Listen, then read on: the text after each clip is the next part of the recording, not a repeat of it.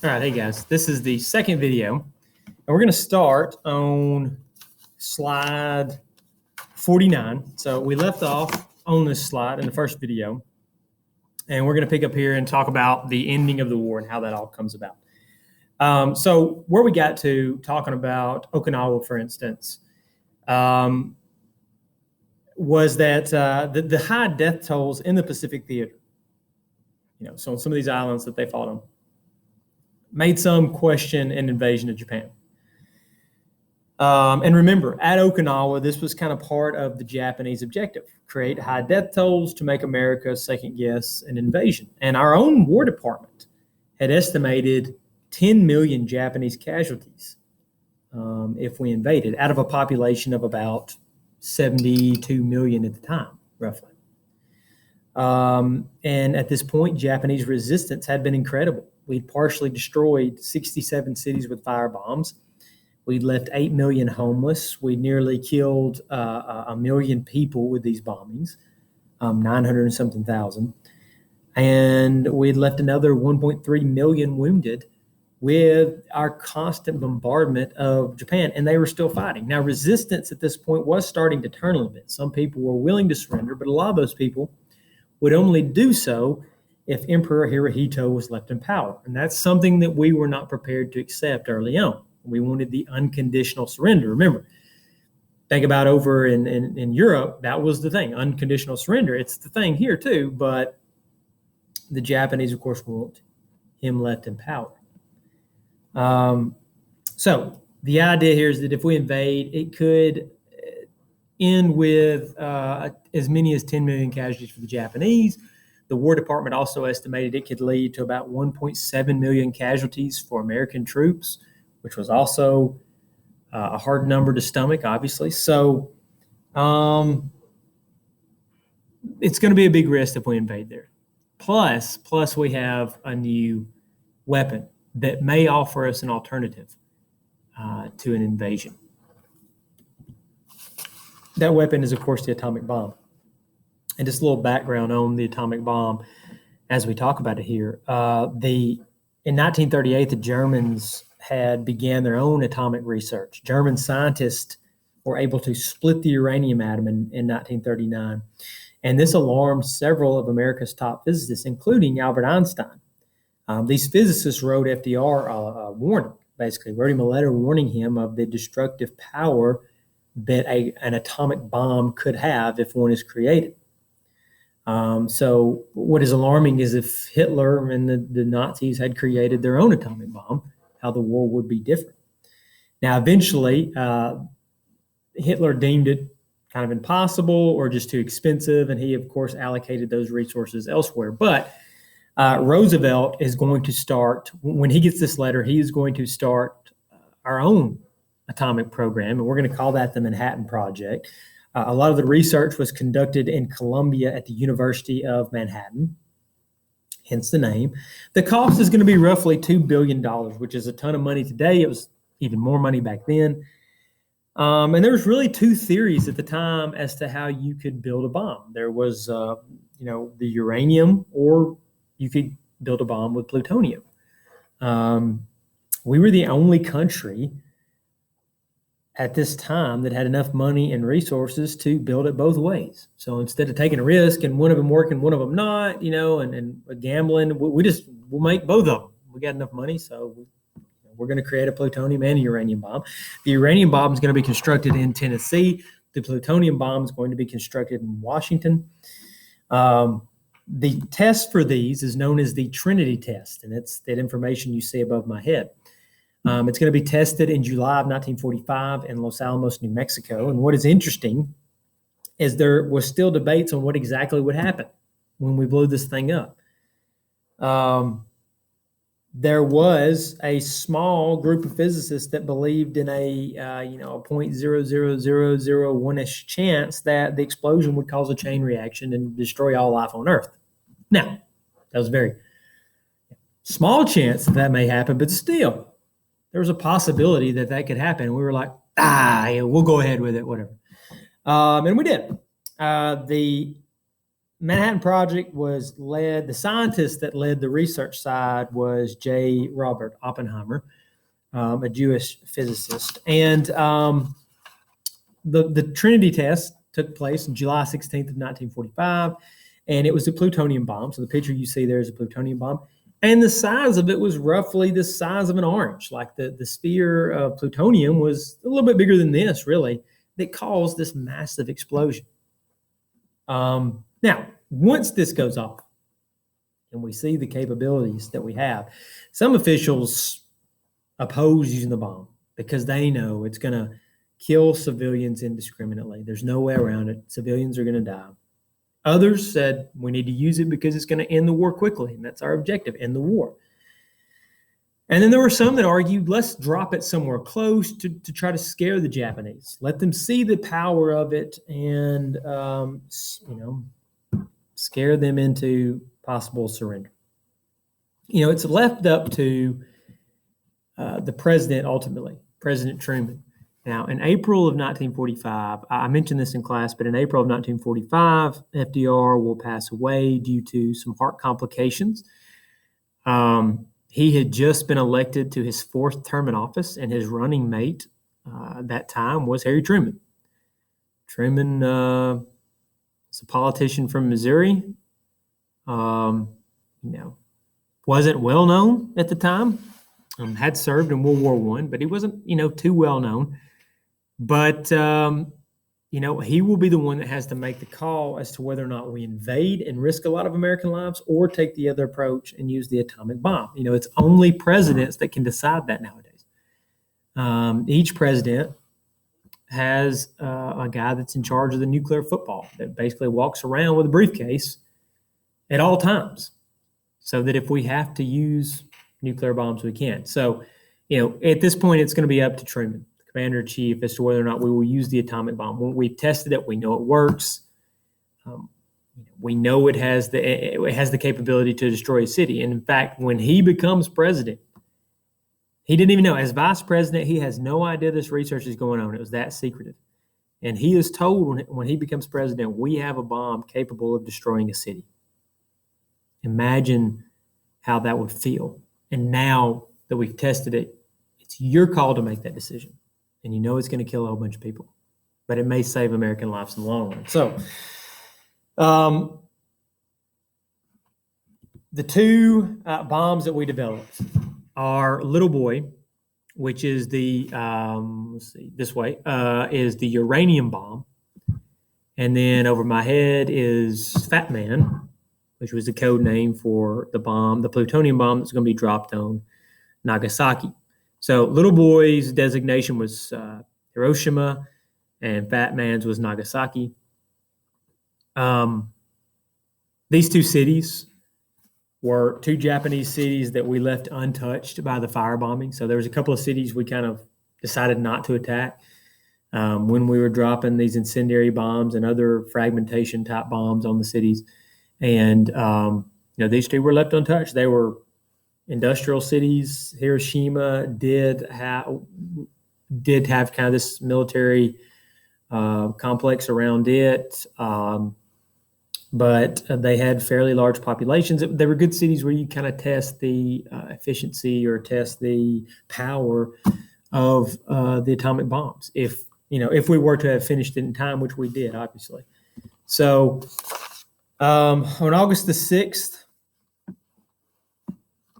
at 8:15, Paul Tibbets, the guy you see in the picture up there, let me move my face out of the way, but Paul Tibbets will fly a crew in the Enola Gay, the plane you see up there, which was named after his mother or grandmother, one of the two, can't remember exactly, but and they will drop Little Boy on Hiroshima. Earlier that morning, so before the bomb was dropped on Hiroshima, at 8 o'clock, we actually had some scout planes that went over, and they sounded the alarm in Hiroshima to take cover. And a lot of people did it at 8 o'clock. Well, that ends up being a false alarm because it was just our scout planes. So at 8:15, people had reemerged from the bunkers and bomb shelters, and they were going about their daily lives, going to school, going to work, and whatnot.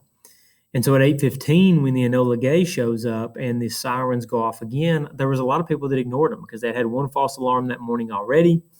So there was a lot of people out when we dropped this bomb, and it actually detonates above ground. I don't remember the exact height that it goes off. It doesn't like hit the ground and explode. It detonates at a certain altitude, and it actually detonates above a hospital in Hiroshima. When the bomb detonated, it is disputed how many people were killed instantly. Anywhere from 80,000 to 120,000 died instantly. The detonation, the explosion of an atomic bomb at its core is hotter than the surface of the sun, right? So, or almost as hot. I know fusion bombs, which we'll come across later on during the Cold War, are as hot as the surface of the sun. So these bombs literally will incinerate people that are close enough to the initial fireball that erupts, just vaporize people. Like they just cease to exist. The bomb in Hiroshima actually cast shadows of people on like concrete and stuff like that you can find pictures of. 76,000 buildings were destroyed. So when the shockwave goes out, it knocks over almost everything that it comes in contact with. It's about 63% of the city of Hiroshima is destroyed. The circle of devastation is 1 mile wide in all directions. Over 100,000 people will die in the coming months from burns and radiation they suffered. Some people's clothes literally were melted into their skin. Later on in our class, we will when we get back from spring break, we will watch a program that goes into building bigger and bigger bombs, and they'll talk a little bit more about the atomic bombs in it. But it's just the explosion there was unthinkable, really. Japanese scientists at the time refused to believe that it was an atomic attack, or that we could continue this attack at that level, that we could continue dropping atomic bombs that literally blow up a city in the blink of an eye. To add to the situation, so August the 6th, 1945, we have destroyed Hiroshima, killed hundreds or tens of thousands.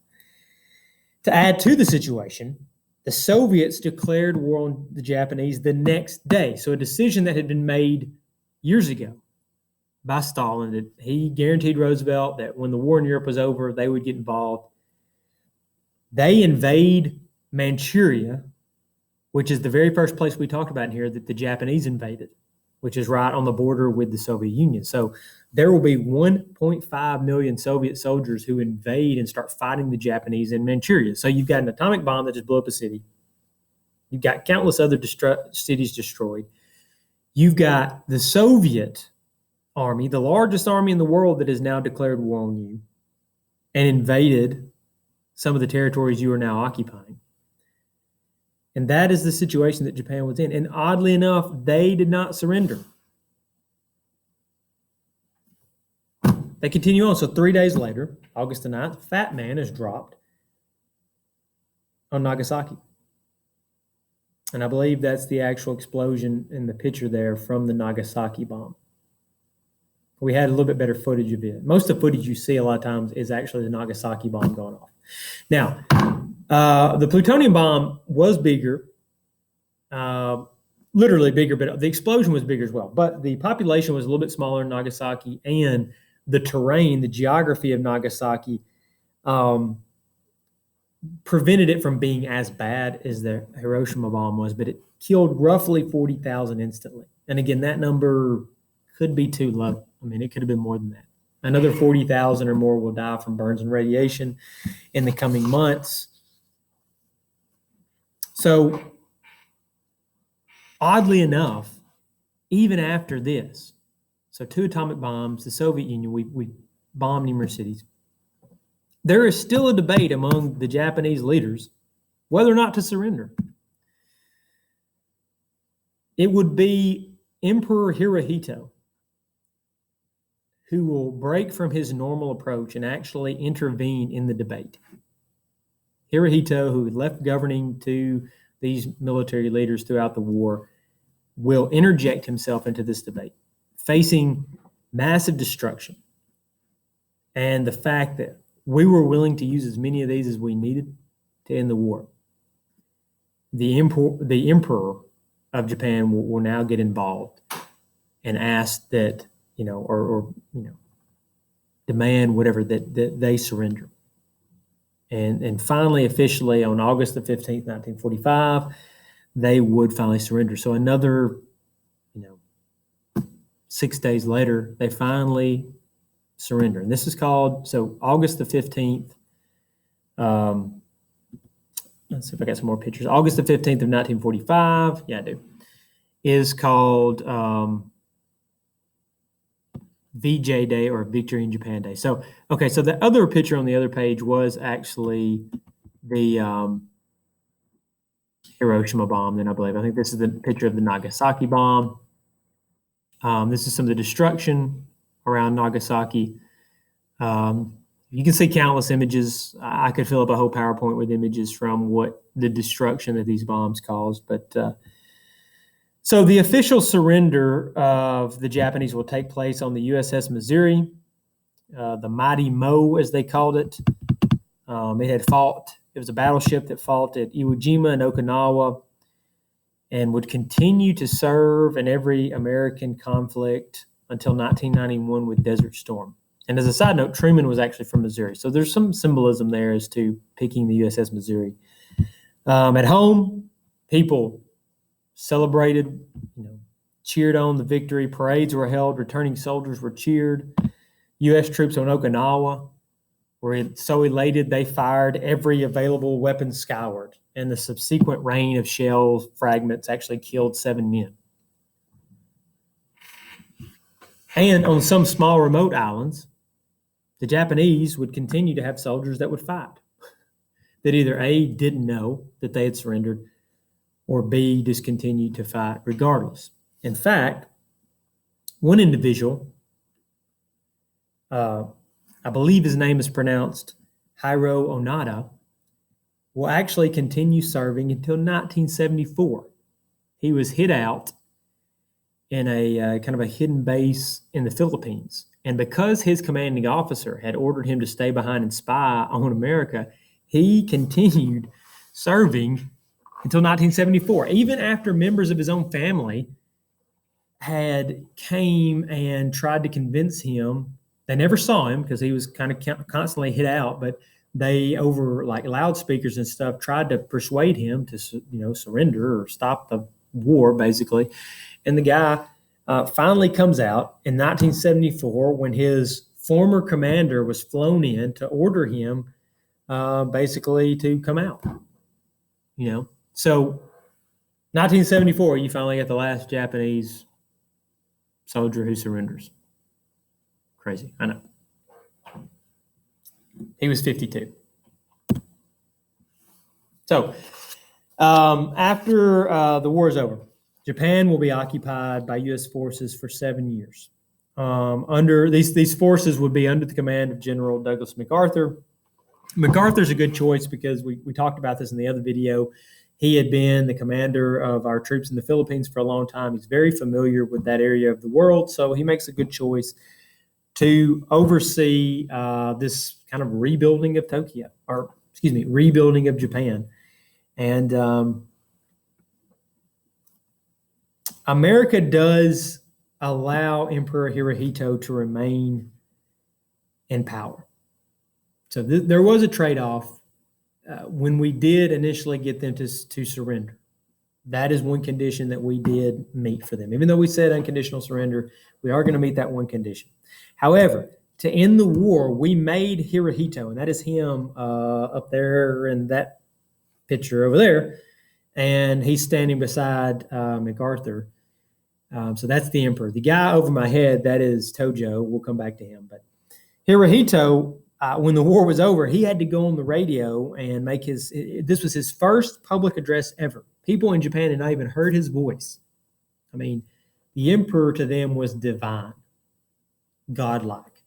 And he had to go on the radio, order everyone to surrender. And he also had to convey to his people that he himself was not divine.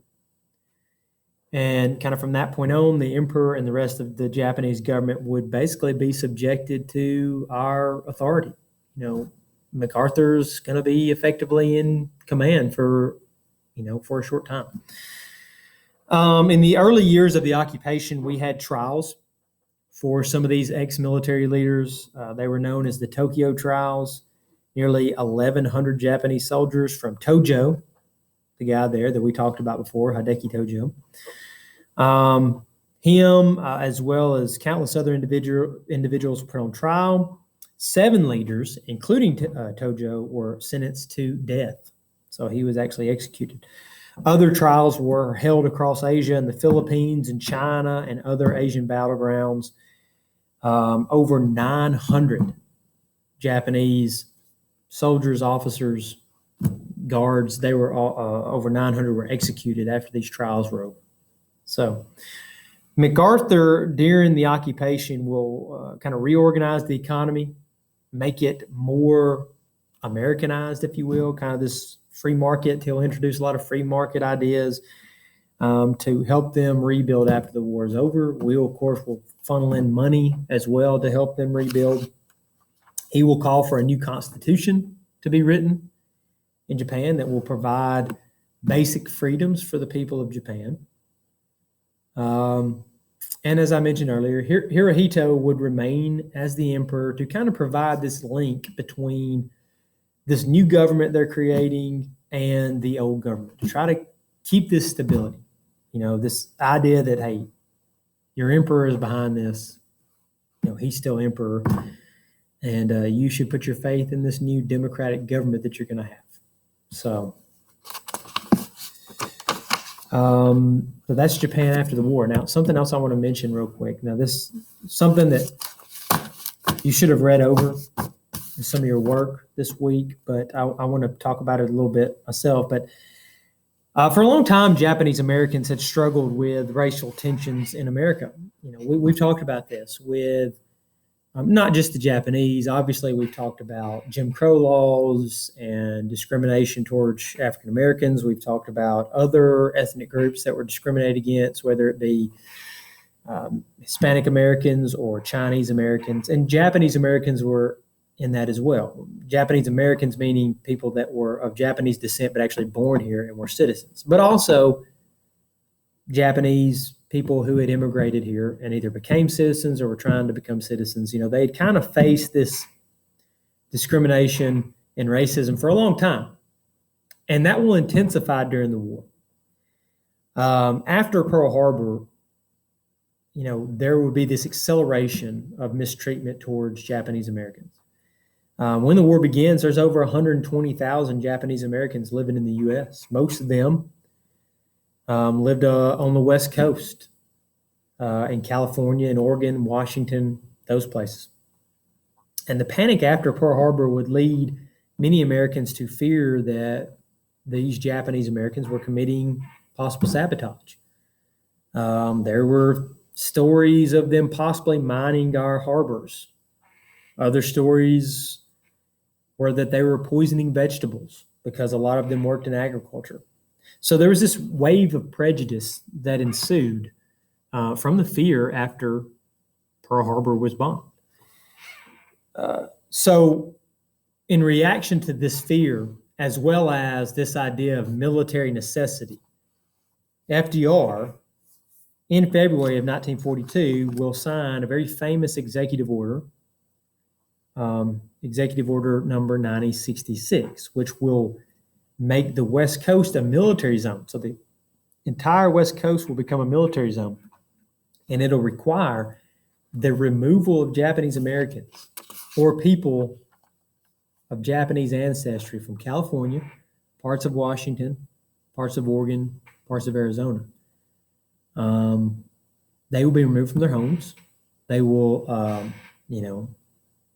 be forced to relocate into these relocation camps.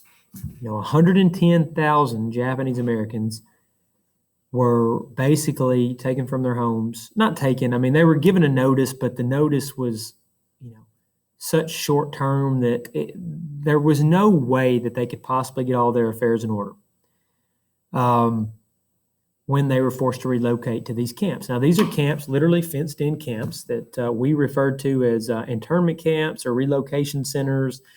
But let's just face it, they're prison camps. I mean, people lost their freedom because of their ancestry, because of where their ancestors were from, or maybe even where they were from if they had immigrated here, and they were put into camps.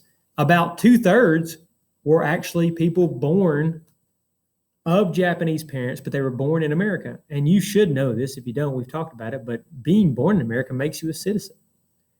So, 2/3 of the people that were removed from their homes and put into internment camps were citizens that had been born here, not just citizens who had gained their citizenship, but they were born here in the United States. So when the people were forced to leave for the camps, they a lot of times had to sell their homes at reduced prices, sell their businesses at reduced prices, if they could even sell their business or their home. Sometimes they just lost their business that they had built. Furniture that they had, they couldn't carry it with them. They pretty much could only carry clothes and a few other personal items, nothing much, pillows, bed linen, stuff like that. Most things they had to leave at home. They could not take family pets. So a lot of these people lost their businesses, they lost their jobs, and of course their dignity, in the fact that they were loaded up and transported to different places across the West in these camps.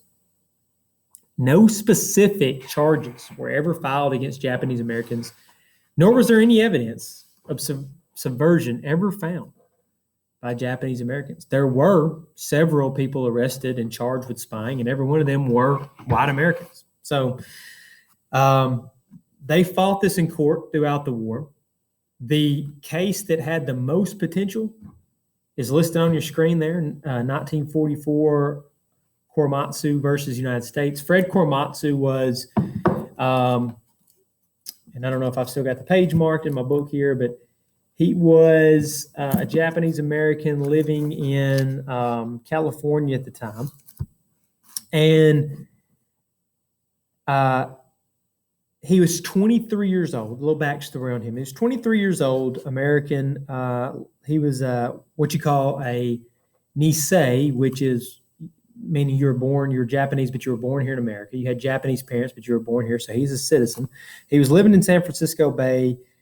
In the spring of 1942, he had a good job, he was a welder, and he had an Italian-American fiancée, and neither of them wished to leave. So when the evacuation order was issued, Korematsu forged his identity papers and actually underwent plastic surgery to change his facial appearance. And he prepared to wait out the war as I'm going to put it in air quotes here, as a Spanish Hawaiian named Clyde Sarah. So he falsifies his identity. He has facial surgery to change the way he looks. But acting on the tip of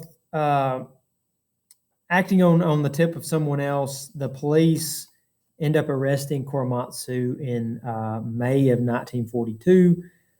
And he will, of course, be arrested and go to jail. Now, he will be contacted by people who want to fight his case out in court and really test the constitutionality of the whole Order 9066. And just to kind of simplify what happens in the Supreme Court, basically the Supreme Court will rule in a 6-3 decision. So it was not split evenly, but there were some judges that dissented.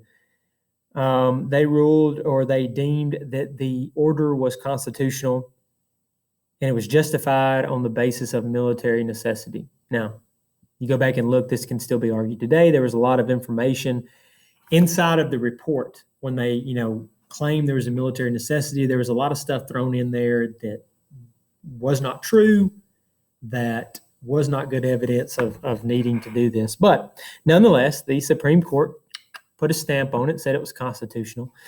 And by the end of this trial, though, by the end of 1944, a lot of the camps were being, a lot of people, were being released out of the camps kind of to go back and try to make a life for themselves. So the whole internment really lasted from 1942 to around 1944. And you can see some pictures here. The one over my head, the map, the squares you see are the internment camps located. You can see some located as far as Arkansas, but a couple in California, a couple in Arizona, and then Idaho and Wyoming there. And then you can just see some other images in the pictures over here of what some of these camps are like. Some of these camps are really, really big. The one in California at Manzanar was a really big facility. And you can see, I think down there in the bottom picture, they're playing a game of volleyball. You see big lines there in the top picture of when they first got off the trains, when they had been relocated. But you also see in the top image up there a guard tower. Make no mistake about it, a lot of these people knew what was going on. I mean, when you got guards with machine guns and barbed wire fences around you, they know the deal. They understood. Now, they were told a lot of times it was for their protection, to keep people out, to keep maybe Americans who wanted to charge and storm the camps or something like that. They were upset with Japanese Americans, that it was for their protection. But a lot of them knew, they understood. Now, people's time in these internment camps, their view of it, you can read different accounts, how they viewed it. Some of them absolutely hated it. Some of them didn't like it, but dealt with it. Some of them, again, I won't say were okay with it, but had a better experience. And some of that amounted to where they were at and what camp they were at. But post-war, there was a Japanese American Citizen League, the JACL, was formed, and they pushed for compensation for those who were sent to camps for lost property in the years after the war. In 1965, Congress authorized spending $38 million for the purpose of trying to compensate some of these people. But the estimated losses, so when these people were, the evacuation orders were given and they had to pretty much leave everything behind, sell what they could, it's estimated they lost over $400 million worth of property. So $38 million is only a fraction of that. And that's what Congress in 1965 spent for compensation. Now, throughout the 70s, 80s, and 1990s, the Japanese American Citizens League would continue to call for reparations. In 1988, President Reagan would sign a bill that would give $20,000 to every Japanese American sent to the camps. And the money was eventually paid out in 1990 under George H.W. Bush. But, this was a dark time in American history. No, the camps were not like what we talked about earlier in here with the concentration camps in Germany. But it's still the idea here that America stands for freedom, stands for individual liberties. But sometimes when things get hard, that gets thrown by the wayside, as it did here. So this is a dark mark on our history, like other incidences we've talked about in here. So Japanese internment, again, very serious issue during the war for America. Now, to kind of end this, and we'll talk about other things with our next few chapters with the Cold War and the creation of the United Nations. But the atrocities that were done during World War II motivated the world to take a stand to protect human rights. In 1948, shortly after the creation of the United Nations, they adopted the Universal Declaration of Human Rights, which voiced the world's commitment to human dignity. This was not legally binding to the world, but if a country wanted to be a member of the UN, they had to abide by this Declaration of Human Rights. Basically, what it called for was for freedom from discrimination, the right to equality, the right to life, liberty, personal security, freedom from slavery, and it kind of goes on and on. It has a lot of assurances for people in countries that want to join the UN that their rights, that their human rights, their basic human rights will be protected with this declaration. So when the UN forms originally, and today, you have to adhere to these things to be a member. Also in the same year, another part of another declaration by the UN dealt with the Genocide Convention. They adopted measures making genocide a crime under international law. Genocide was a word created after World War II, in the aftermath of what had happened to European Jews during the war, when millions were killed. And what the Genocide Convention decided was it established the obligation of all the members of the UN that they would punish mass murder or other acts intended to destroy a nationality, ethnicity, racial, or religious group. So, measures that we are taking here to try to prevent future genocides like what we saw during World War II. Now, we will come across other events that we'll talk about in this class, but it is a measure taken in the right direction after the war, after the atrocities that were discovered during the war. And we talked about all that. So I'll end kind of with this. World War II is going to shape the world like no other event in history. What you see in today's world in 2021, or whenever it is you see this video, was massively shaped by the outcome of World War II. America will go from being an isolated world power to being kind of the world's police force. There's no big decision made in the world nowadays without America having a hand in it. And so World War II would create that situation. It would also make America the preeminent power economically as well. Now, we will have a rival in the Soviet Union, as we will talk about with our next few chapters that we will cover in the class.